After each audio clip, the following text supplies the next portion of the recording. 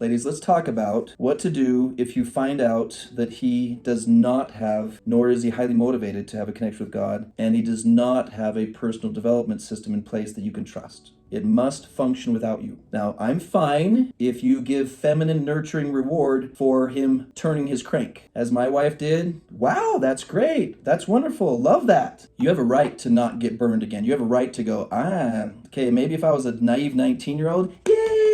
If you've been lit on fire more than 10, 20 times, I'm okay if the best you can do is neutral half smile. What we're going to be talking about, ladies, is you've got to start practicing your responses to what he does and what he doesn't do. This is all part of weather checking. This is what you're really good at if you remember that you're good at it. If it's going to rain, we're going to do this. If it's sunny, we're going to do this. If it snows, we're going to do this. It's all about being prepared with options. You can't control the weather. You can only control your very skilled reaction to the weather. If the alarm goes off that a tornado comes, we're going to do this. If a fire happens, we're going to do this. So weather checking is all about skill-based, well-practiced responses to circumstances you guessed might happen. If you hint and you say something like, this might sound like a weird question, but I was just, we've had a lot of change in our lives lately, and I was just wondering, relationship with God thing, just wondering where you're at with that, what your thoughts are on that, and if he, okay, that's all I needed to know. I now have the information I needed. You don't need him to give you a full sentence. You're smart girls. You know what that means. But ladies, you need protocol. And you need protocol you're proud of. Do you remember when we talked about 4 seasons? You have 4 sheds. You have,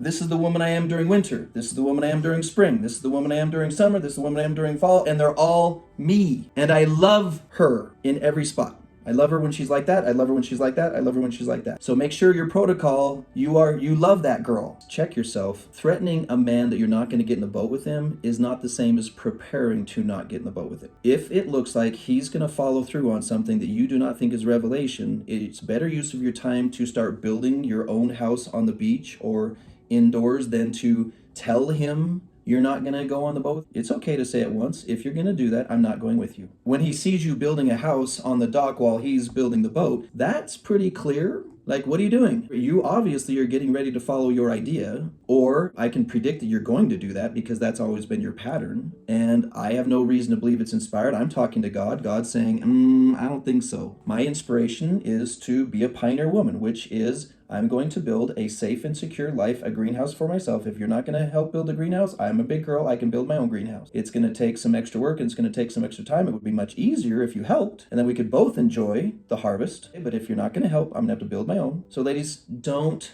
talk about what you're going to do if he does it wrong. You can write it once. You can leave a message. If you do this, I will do this. Put it on the fridge. Put it on the bathroom mirror. If he forgets, you don't have to remind him. Just if it gets taken off the mirror, put it up again. If you do this, I will do this. I keep seeing people, well, I told him, and now you're sitting on a beach with no place to live and you're panicking because you didn't build a safety place for yourself because you thought just telling him over and over again would solve your safety issues. If you're finding this video helpful or want to help us reach others in need, don't forget to like, comment, and subscribe because it really supports our channel. Thank you. This actually works. So like if you have a plan, and when I've been in a good place, nobody's mad, my husband's not mad, and I've done that. If you do this, then I'm going to do this. And there might be some kickback when I say that. I'm just stating the way it is. And then I have my plan of what I'm going to do. And then I've got to practice my plan. So that if he does that, then actually I just go and do my plan. And that for me is usually walking away. I stop, don't talk, go outside if I need to, go for a walk, pray. And it has made a huge difference. So now that I've been using this for a few years, when I just walk away, he knows that he's off.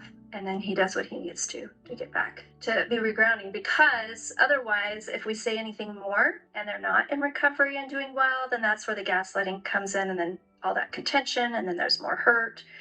And so it is easier to just have those statements. If you do this, I'm going to do this, and then walk away. And then if it comes up again, then you can bring in, I feel blank when you do this. And then usually they'll think about that.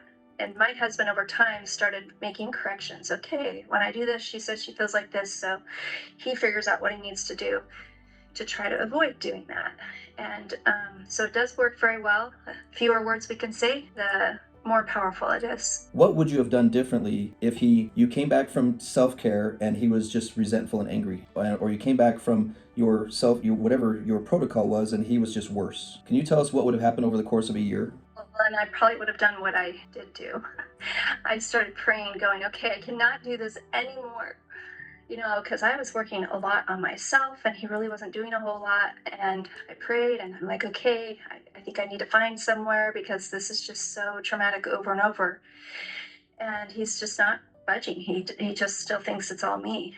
And surprisingly for me, as I was praying about that, I actually had a friend that I met a few months previous. This was a few years ago. And she just called me one day and said, hey, our renters are moving out of our apartment and you can have it. And I was like, whoa. And I said, I don't have any money to pay for it. She said, that doesn't matter. You can use it for as long as you want. And I was like, okay. So I was like, Heavenly Father, are you really serious? So then I had to be courageous and approach him and say, I cannot keep doing this. And I found a place to go to, and I'm actually going to separate. I'm going to leave and I'm going to take the kids. And unless you find, some support, whether you see a therapist, go to group. And I think I was far enough along at that point with my own recovery. He actually believed me. And anyway, at that point I was taking kids to college, and I was like, I think we were gone for a week or week and a half. So there was about 2 weeks in between there. And he really did want to work on the marriage and the relationship. So he got some support. I didn't actually go. And so that was part of it. And then he got a little better, but still not super great. And then when he did have kickback, when I would walk away and then when I would come back, he would just go into it again. I think he wouldn't ever leave the bedroom. And I didn't want to sleep on the couch. So I went and bought a twin mattress and I carried it through the house right by him upstairs. And I had my mattress. And I put it on the floor at the top of the stairs because we had at the time lots of kids. And I said, this is my space and you cannot touch me or get on here or do anything in my space. And he did go, oh, really? And I said, yes. And he actually did honor that. My little, 3 feet by 7 feet long or 6 feet long, my little space right there. And so he started really going, okay, she's really serious about this. I need to step away now, but I want to ask you one more question, okay? And this is an important scientific question. Please listen carefully to Marquelle's answer. I'm predicting her answer. She loves it when I do that. Did your actions cause him to respond that way? He was like to be volatile and angry? No. Did your actions cause him to become repentant? Well, it spurred some reflection, okay. And he did have to make a choice. Okay. So did you make him become humble? I didn't make him. Did your actions cause his change? See how careful I am with this question? This is a very careful question. And this is where you can get the wrong story from Marquelle. No, because I couldn't make him change. Thank you. No, it was to create safety for me, and because there was so much anger and contention from him, and I wanted peace and safety, I just withdrew because that was not a place for me to thrive. Thank you. I'm going to just be intrusive for just a second because I got to step away. Ladies,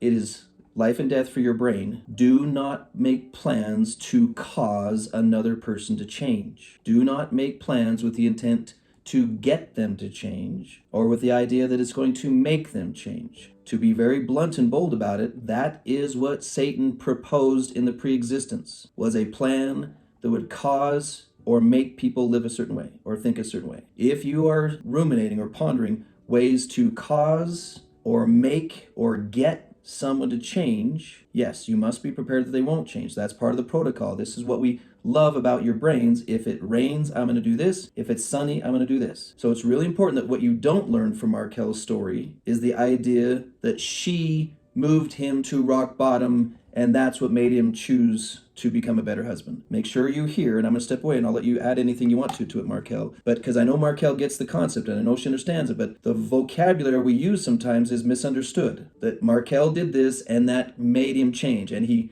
she caused him to get it. So you need to know that she was ready with ready for the tornado. So she was ready for either one. And I do not envy how hard that is. For you to be ready for either one is very difficult. Because if you have that much momentum to go to safety, the idea of staying is very hard. Because now you're opening yourself up to more yuck.